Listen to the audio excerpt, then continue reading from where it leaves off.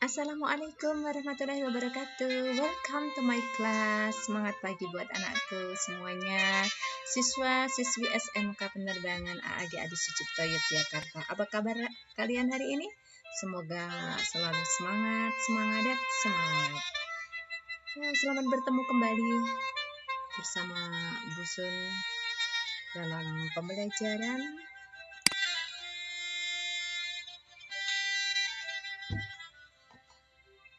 mata pelajaran Pendidikan Pancasila dan Kewarganegaraan. Sekali lagi saya ucapkan Assalamualaikum warahmatullahi wabarakatuh. Good morning to all my lovely students. How are you today? I hope you are fine now and keep your spirit always. And you have to believe that Allah Subhanahu wa Ta'ala will always keep you in everything.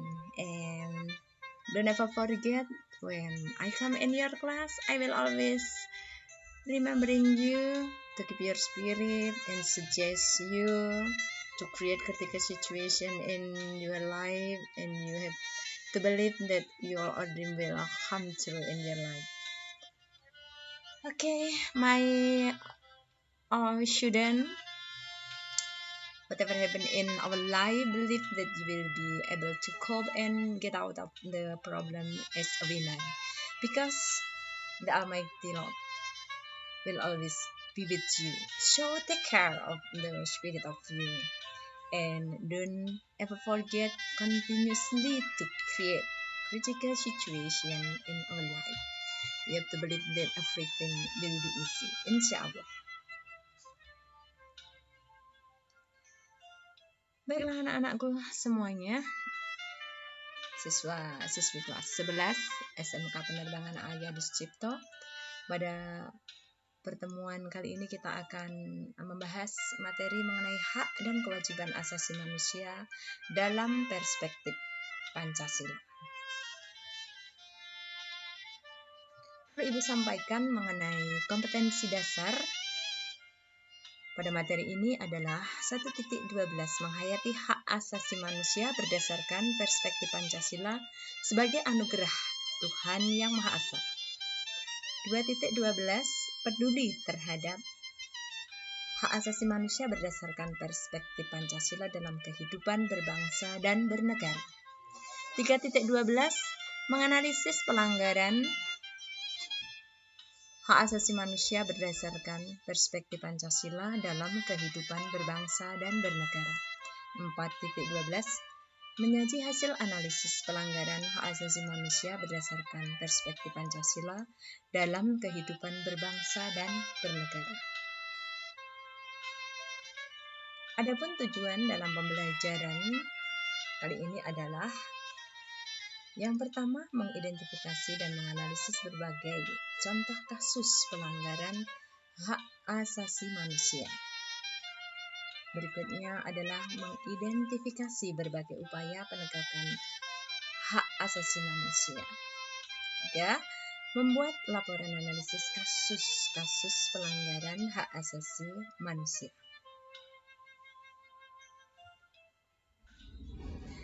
Kalau kita bicara mengenai hak asasi manusia, tentu akan timbul pertanyaan dalam benak kalian, bukan?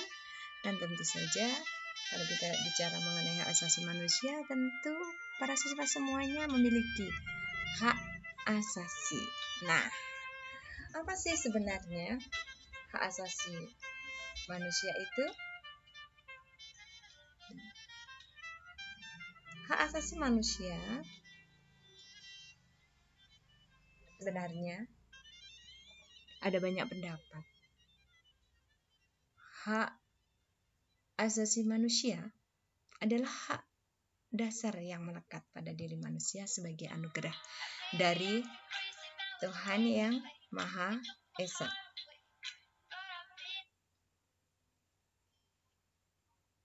Adapun pengertian hak asasi manusia di dalam Undang-Undang Nomor 39 Tahun 1999 adalah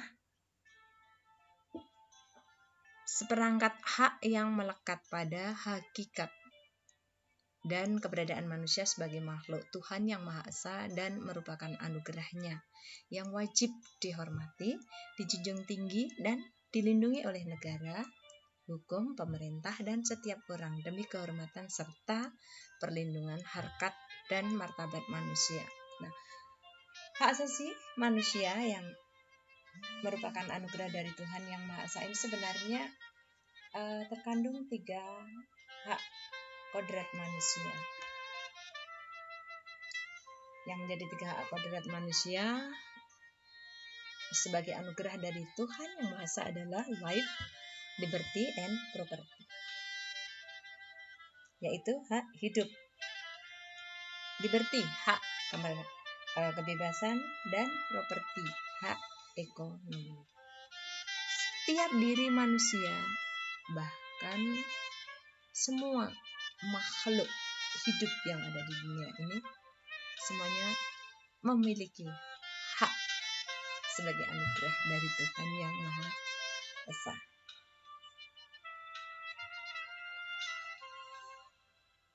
Pengertian hak asasi manusia menurut para ahli. Menurut Austin Rene, hak asasi manusia adalah ruang kebebasan individu yang dirumuskan secara jelas dalam konstitusi dan dijamin pelaksanaannya oleh pemerintah. Dan menurut John Locke, hak asasi manusia adalah hak yang dibawa sejak lahir, yang secara kodrati melekat pada setiap manusia dan tidak dapat diganggu gugat. Nah, di sini ada kata-kata kodrati. Jadi hak kodrat yang sudah Ibu jelaskan tadi yang meliputi apa anak-anakku semuanya, yaitu hak hidup, hak kebebasan, dan hak ekonomi.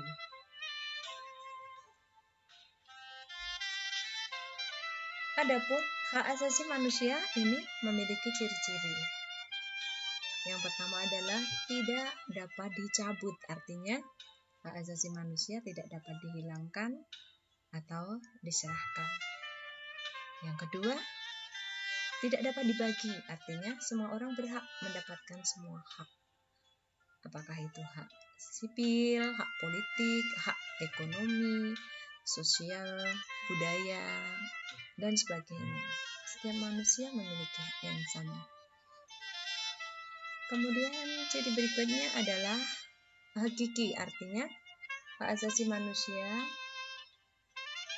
ini adalah hak asasi semua umat manusia yang sudah ada sejak lahir, bahkan sebelum lahir. Sejak kita di dalam kandungan sang ibu, kita sudah mendapatkan hak untuk bertumbuh di dalam rahim sang ibu. Artinya hak ini kita peroleh sejak di dalam kandungan. Kemudian bersifat universal, artinya hak asasi manusia berlaku untuk semua orang tanpa memandang status, suku bangsa, gender, atau perbedaan lainnya. Nah, jadi bersifat universal. Tidak ada perbedaan masalah kasta, masalah status, entah itu yang pegawai negeri, entah itu yang petani, pedagang, dan sebagainya, semuanya punya hak yang sama karena sifat universal dari hak asasi manusia.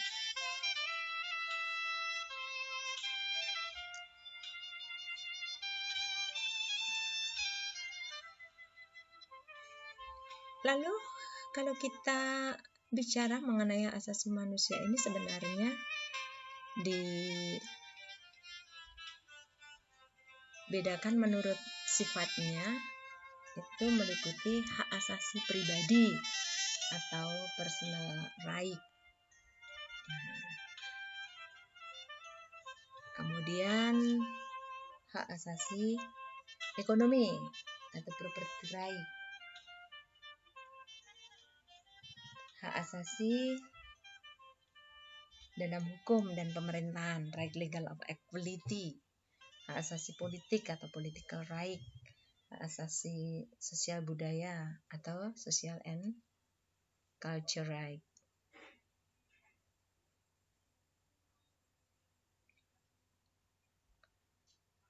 Kemudian hak asasi di bidang prosedur hukum atau procedural right. Nah, anak-anakku tentunya masih ingat bukan? Pembagian hak asasi menurut sifatnya dan memberikan contoh-contohnya. Nah, kita akan lihat ya. Nih, contoh-contoh hak asasi manusia. Ini hak asasi pribadi. Terkait dengan hak asasi pribadi, banyak macamnya. Setiap diri manusia memiliki hak pribadi, misalnya hak untuk memilih agama, hak untuk beribadah, kemudian hak untuk makan. Nah, ini adalah contoh, termasuk contoh hak asasi pribadi. Di sini gambar yang pertama ini adalah di tengah itu ada Busun dan para taruna alumni SMK Penerbangan Jogja yang lagi menempuh pendidikan di Polbat ya, Politeknik Negeri Batam. Nah, ini adalah hak asasi pribadi. Kita selfie bareng. Ini termasuk hak asasi pribadi. Kemudian yang gambar di samping ini adalah waktu itu posisi masih di kelas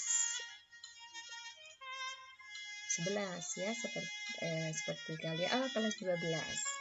Nah, ini adalah aktivitas sedang breakfast sebelum berangkat melaksanakan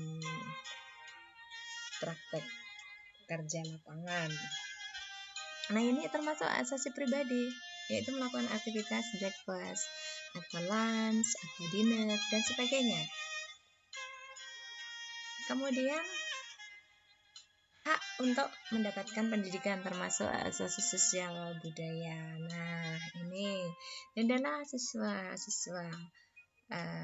SMK, siswa-siswi SMK penerbangan ya, sedang beraktivitas mendapatkan hak pendidikan, karena pendidikan itu sangat penting ya anak-anakku semuanya. Perlu dipahami bahwa perhatian pemerintah terhadap bidang pendidikan ini begitu luar biasanya. Di dalam konstitusi negara kita, kalian semuanya bisa cermati ya, di dalam Undang-Undang Dasar 45 pasal 28C ayat 1, hak untuk mendapat pendidikan dan memperoleh manfaat dari ilmu pengetahuan dan teknologi, seni dan budaya demi meningkatkan kualitas hidup.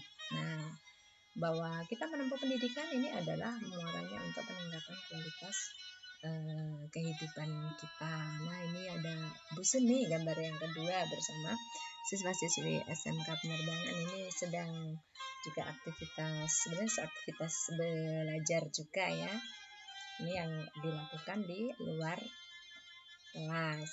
Nah, kemudian perhatian pemerintah yang begitu besar pada bidang pendidikan, kita bisa lihat juga di pasal 31 ya, pasal 31, kemudian pasal 28E juga, pasal 28E ayat 1, hak memilih pendidikan dan pengajaran.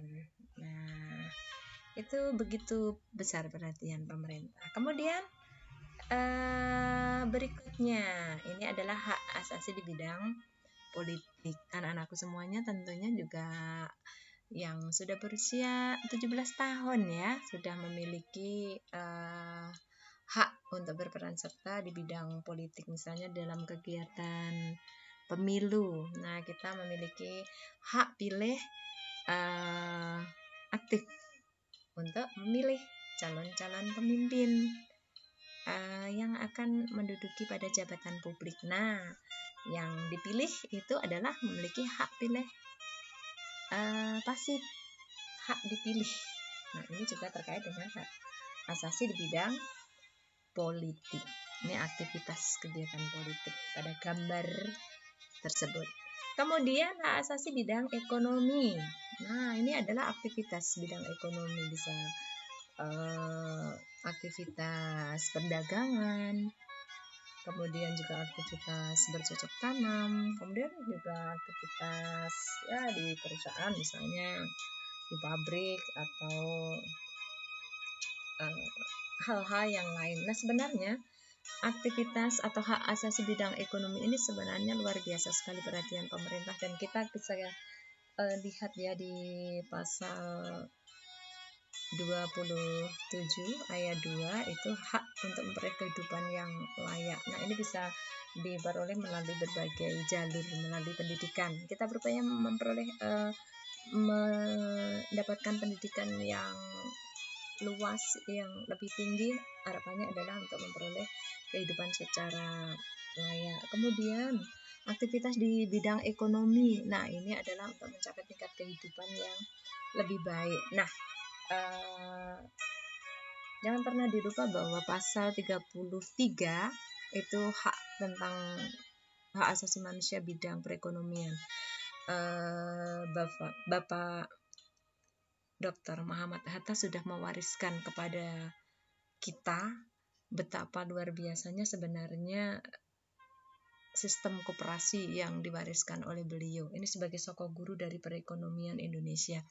Nah, kalau sistem perekonomian itu dikembangkan di segenap lapisan masyarakat ya, sampai menyentuh ke lapisan di tingkat pedesaan mungkin, wah luar biasa, itu akan sangat memberikan manfaat yang sangat besar bagi kesejahteraan masyarakat sekitar, karena aktivitas perekonomian yang diwariskan oleh Bapak Muhammad Hatta itu benar-benar yang luar biasa sekali anak-anakku semuanya ya. Nah, untuk selanjutnya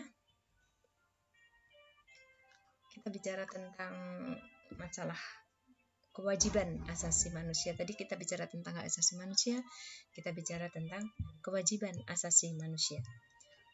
Kewajiban asasi manusia ini adalah sesuatu yang wajib dilaksanakan oleh setiap umat manusia sebagai makhluk hidup.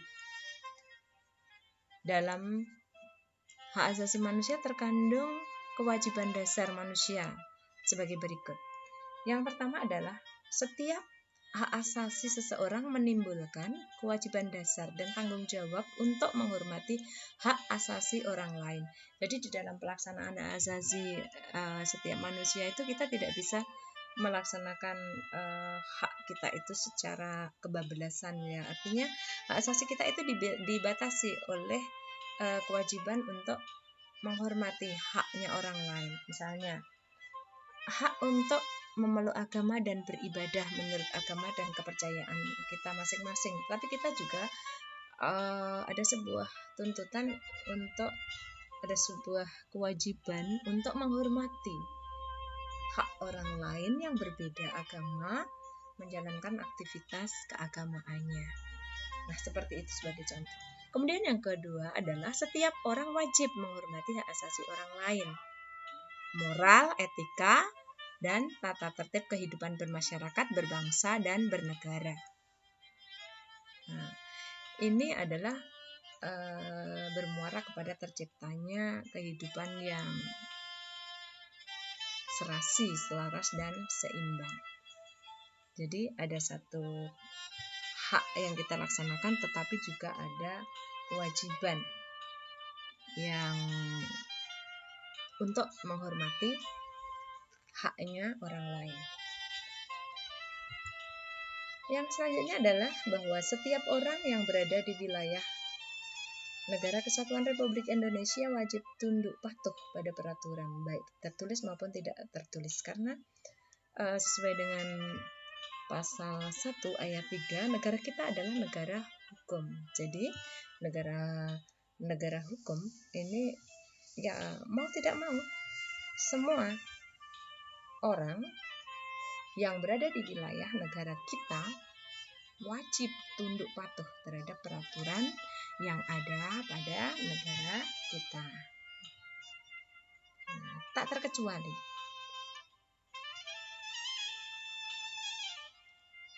anak-anakku semuanya, pada slide berikutnya ini adalah kita akan bicara mengenai hak dan kewajiban asasi dalam Pancasila. Nah, kita cermati satu demi satu dari sila pertama ketuhanan yang Maha Esa. Hak yang terkait pada sila pertama antara lain hak memilih agama. Pasal 29 ya, kebebasan untuk memeluk agama. Kemudian hak bebas dari diskriminasi ras, warna kulit, jenis kelamin, bahasa, agama.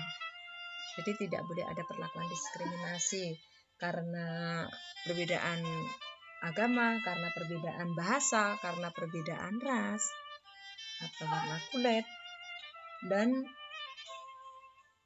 jenis kelamin. Karena semua memiliki hak yang sama. Jadi tidak boleh ada diskriminasi tentang itu. Kemudian hak untuk melaksanakan ibadah menurut keyakinannya. Nah, terkait dengan sila yang pertama ada hak, tetapi juga ada sikap yang wajib dikembangkan. Antara lain adalah membina kerjasama dan tolong-menolong dengan pemeluk agama lain sehingga terbina kerukunan hidup. Karena kita menyadari bahwa negara kita, negara Indonesia ini adalah majemuk ya, heterogen, berbineka, maka dari kita harus ada kesadaran yang tinggi untuk membina kerjasama dan tolong-menolong di antara sesama yang berbeda sehingga akan terbina sebuah kerukunan hidup.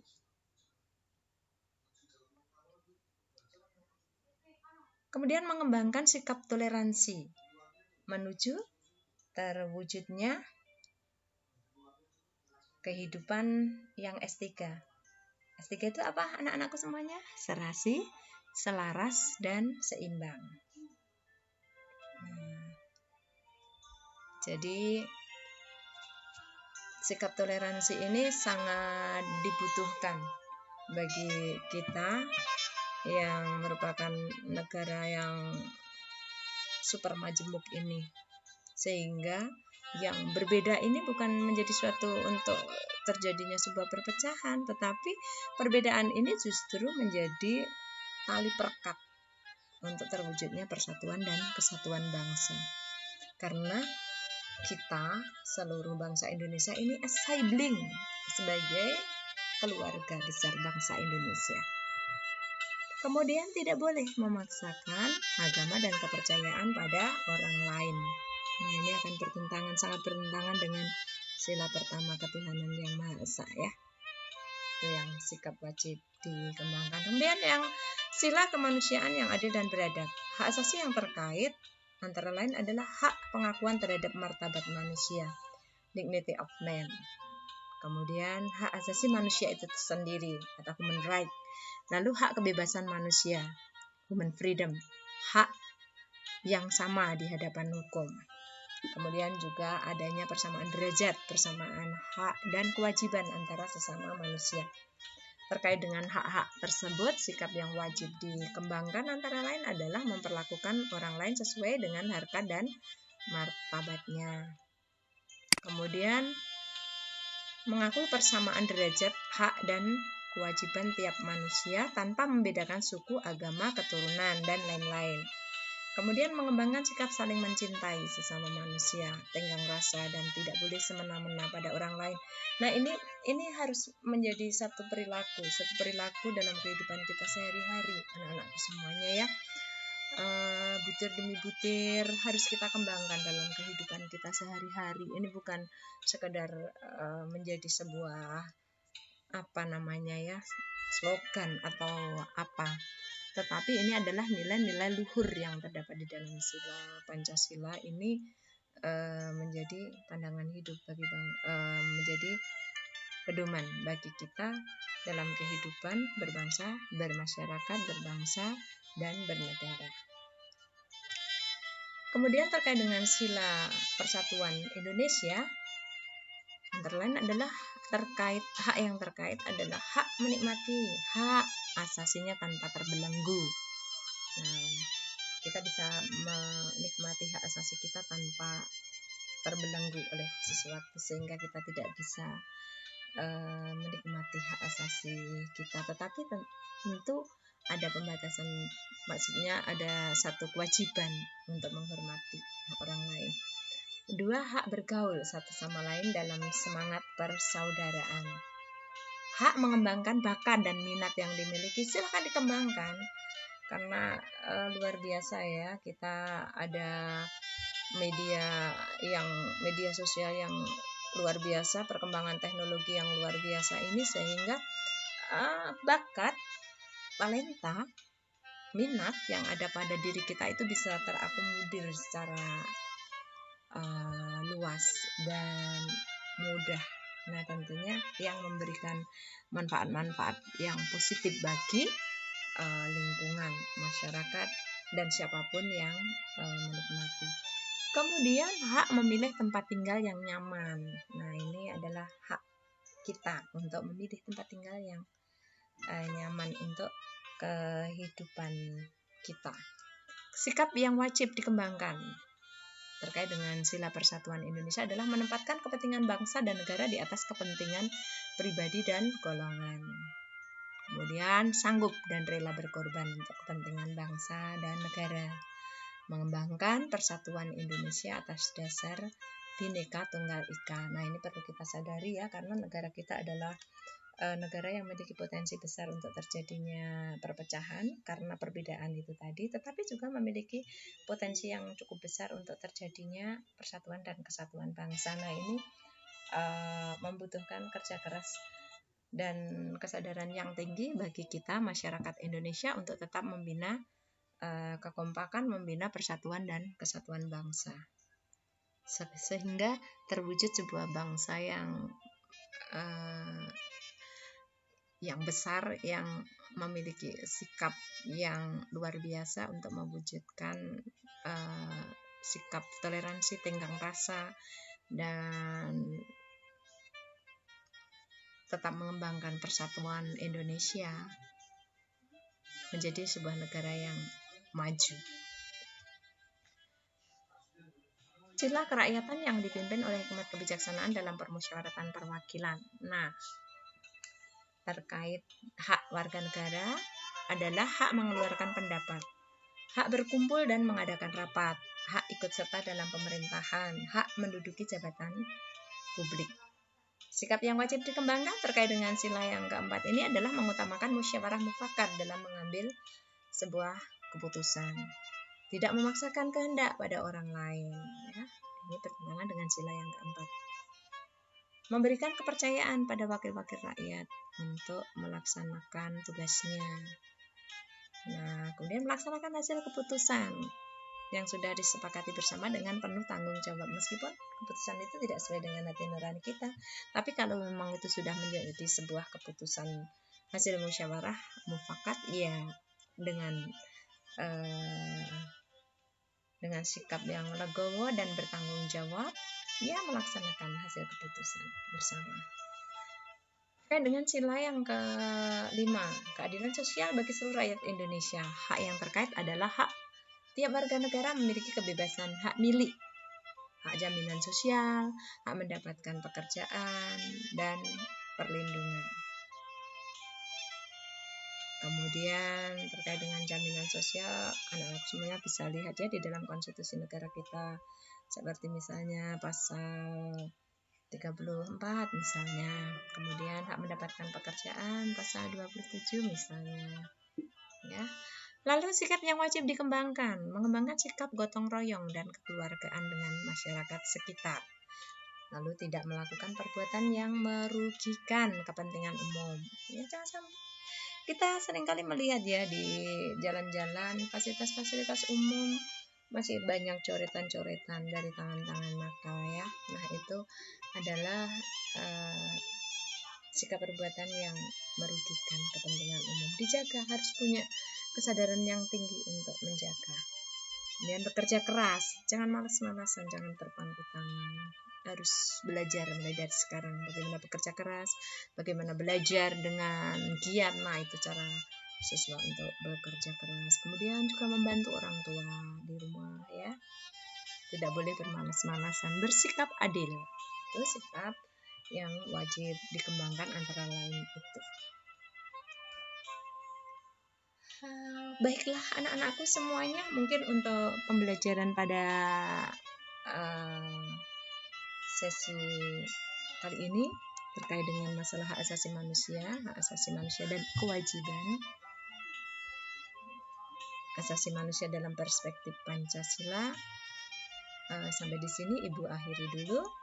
Untuk terkait dengan masalah penugasan dan sebagainya, nanti anak-anakku semuanya bisa lihat di Google Classroom ya, di Classbook.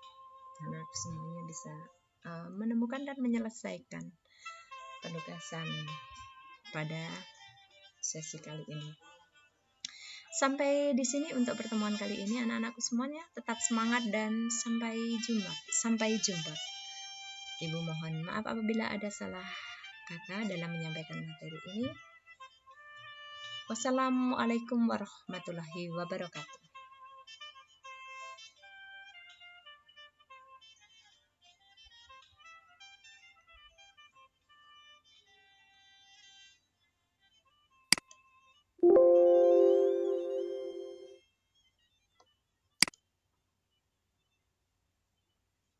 Sudah siapkah Anda membasmi virus?